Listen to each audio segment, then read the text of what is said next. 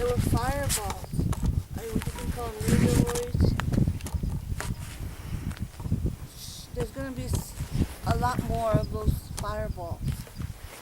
I just like the vision came from every direction all over the world. There's fireballs. They're being seen all over the world. And I saw a plane, and it can affect planes. The energy of these fireballs can affect planes. They can disrupt their navigational system. And I feel they're giving us a sign. I don't want people to be afraid of flying. But there's going to be a lot of activity. I don't know where it's going to be hitting. But the meteoroids, asteroids, parts of those are also chunks. They're debris. They told us this several years ago that they had engulfed like a net, a web of light around the tail, where it's pulling all these debris and small little moons and all these things out in its tail. And they encircled it like a net. But they said to us that some of them would break out of their net and would be coming towards Earth. Many would disintegrate before entry. Others would break up and hit different parts of the world, but in smaller parts. They're helping us break them down before they would harm. But some of them will hit land, some may hit water, and they will cause some harm. If it wasn't for them, they would cause greater harm. But it is, and it will be affecting planes that cross their paths or within a close vicinity. Their navigational magnetic systems that they have when they fly. I don't know the technical terms for it. Whatever it is within the planes, I don't understand. But it affects that energy that the plane has if they're near these balls of fire. And because of Nibiru and these meteoroids and the debris that are coming off this web, this is what's going on throughout the world now. They're assisting, so Nibiru, most people don't understand. Their technology, our Brotherhood's technology, are beyond our comprehension. They can actually move their orbit further away from planet Earth, so it does not come that close to planet Earth and cause all the devastation that's prophesied. So there's hope. There's hope. We're having all this volcanic activity because of it. It's a pull, and they say like this, like a rubber band. You pull it, and then it comes this way. You pull it, and then it comes this way.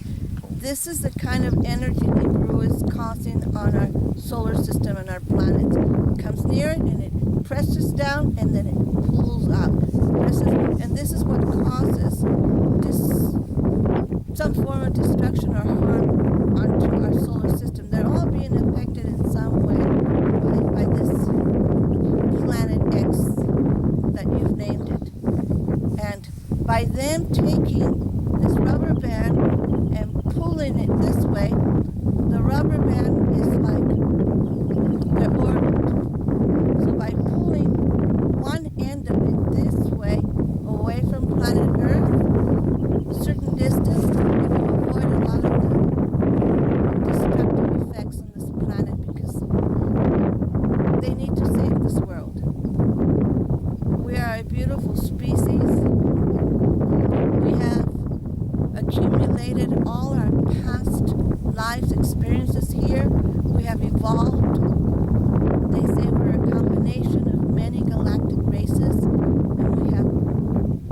high potentials of becoming one with them. Galactic citizens, they're allowing us, giving us more time. What's going on in the planet is a release of energy, pressure. They have to release it. If they don't release that pressure that's building up on the Earth, and then the sun is unstable, it's bringing down this EMPs down, they're also throwing it back with the planetoids.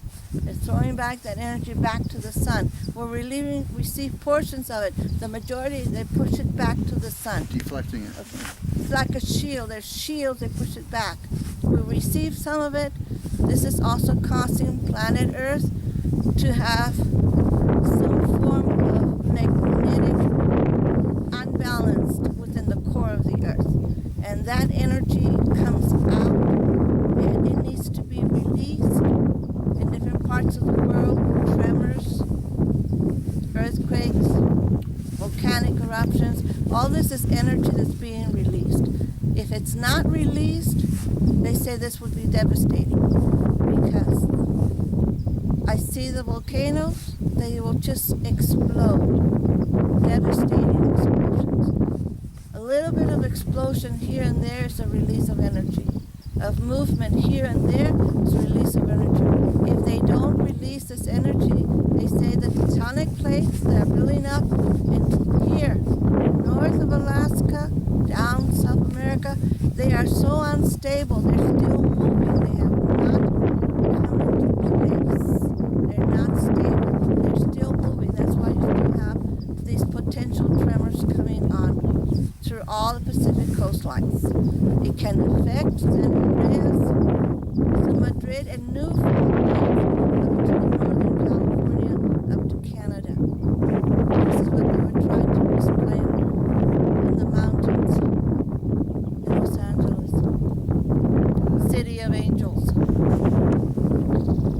This energy that's building up in the plates, they're already becoming unstable, and it's also affecting Yellowstone. They're watching Yellowstone. They've put like a shield around Yellowstone. That area is huge. So they place like a shield on it, like a dome type of a shield. They cannot allow that to be moved. It will cause the destruction to so much of California. San Andreas fault could then break. It affects us here in Baja, affects us southern parts of, I see the map, South America. All this is going to be happening here within the Pacific coastline. The debris that come from the heavens, from Nibiru, and from other debris and meteoroids, that is adding also to the instability and will create, they say on this earth, if it falls on ground, it will create some harm if it falls on land, depending on the pressure, depending on the size. It may raise the water. Wherever it hits, it will raise the water levels. In Alaska, they showed Alaska. On the map, they showed Alaska with an X in Alaska. Then they showed part of Alaska underground, a volcano, and they drew an X there. So that's a possibility of this volcano in Alaska, but in the ocean, that could cause an activation. If that was to happen, then you would have the water, the leveling of the water from Alaska coming down and affecting the coastlines all the way down to mid-California. They even said that where we live, we would have a little bit of that, but not as much as the northern part of California up to Alaska. They would feel it the greatest. Then they mentioned Mexico. They put an X. The volcanoes, 2 volcanoes in Mexico are active, but they need to be active. If they're not active, it could explode. It could explode, devastating many of the cities around it. And the main protection is for Mexico City because of the archaeological origins is there. They've always said this. So it's valuable things that are under Mexico City from them.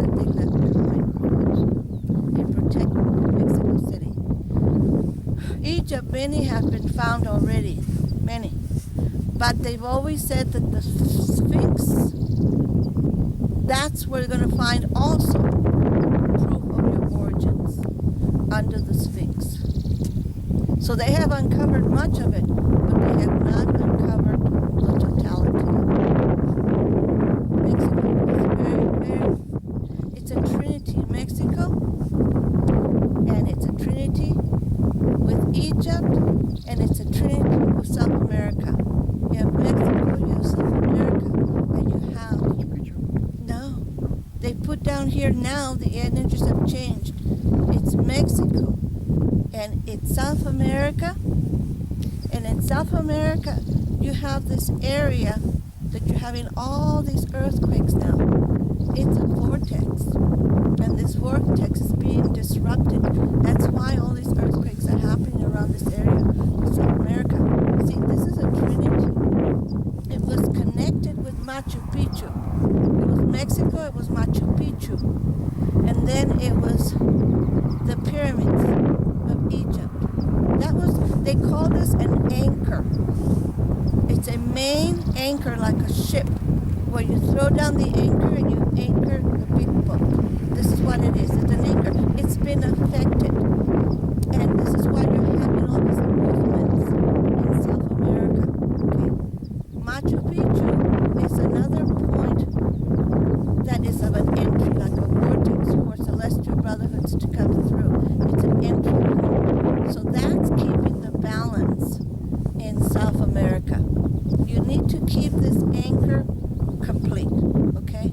If one breaks, the other two can weaken. So, in other words, Machu Picchu will hold it together. Will hold South America together.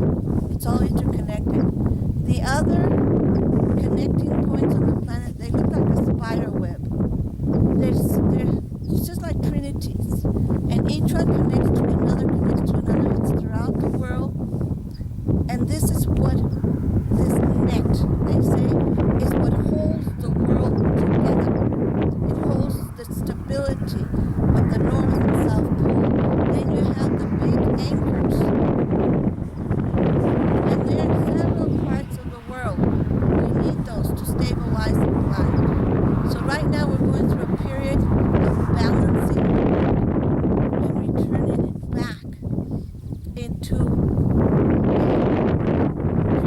state, they call it, a purified state. And in order to be purified, these things need to occur. Some things they will help to avoid, other things they need to occur, other things will be lesser for humanity, and we will pull through. It's called the age of retribution. This is what we have planted throughout generations.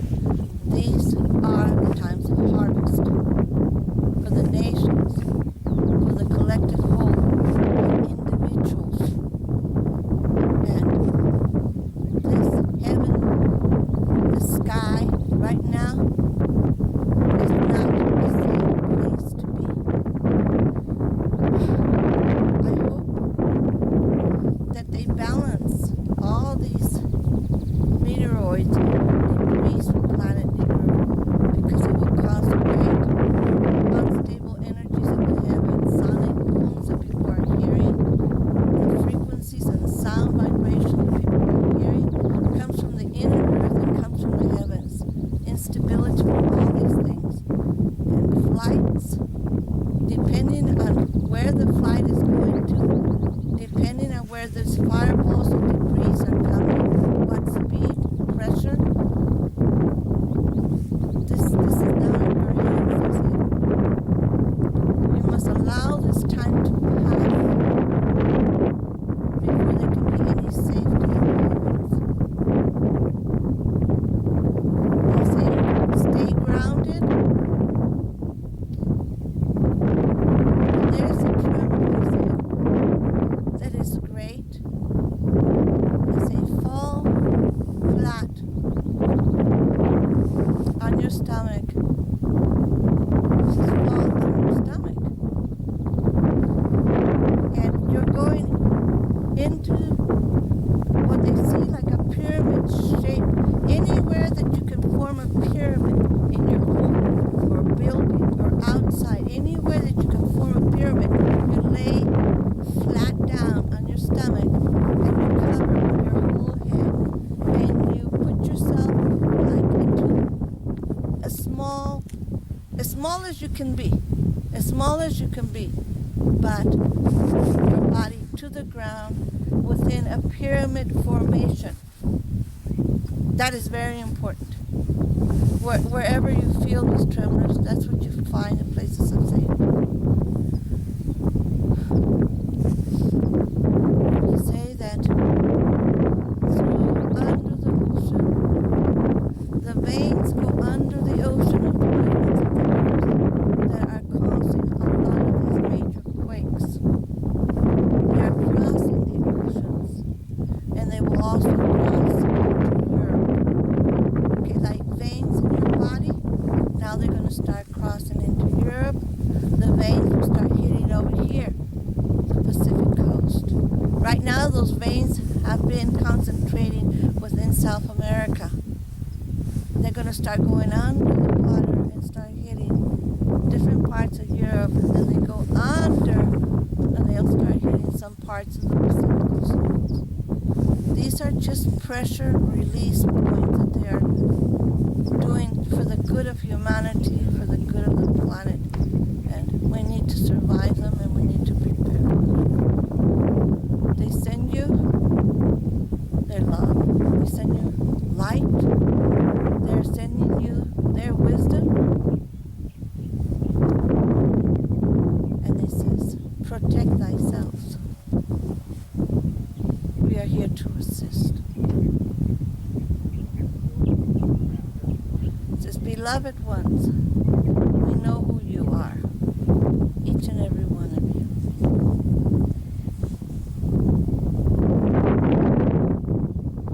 We are here. Our presence is around you. There'll be Christ for you to see, but you will all experience different emotions. You will experience other events in your lives that will awaken you to our existence that we are also part of. We are your elder brothers and sisters. Some of us look like you. Some of us do not look like you. But we are quite similar to all. You will see us one day soon, within your own lifespan and that of your children and grandchildren. Peace and light be upon this planet and upon each of these light souls, messengers and guides. We honor you for your service. We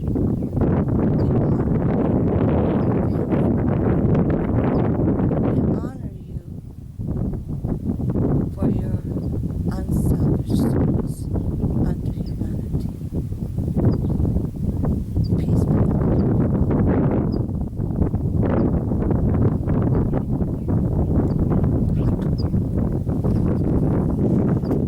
This is Haton. He hasn't come in over 30 years. In 2012. One time he came through, I don't even remember him. Yeah. That was it. He spoke to me. He doesn't come very often. He came in the 1980s. He's a commander like Ashtar.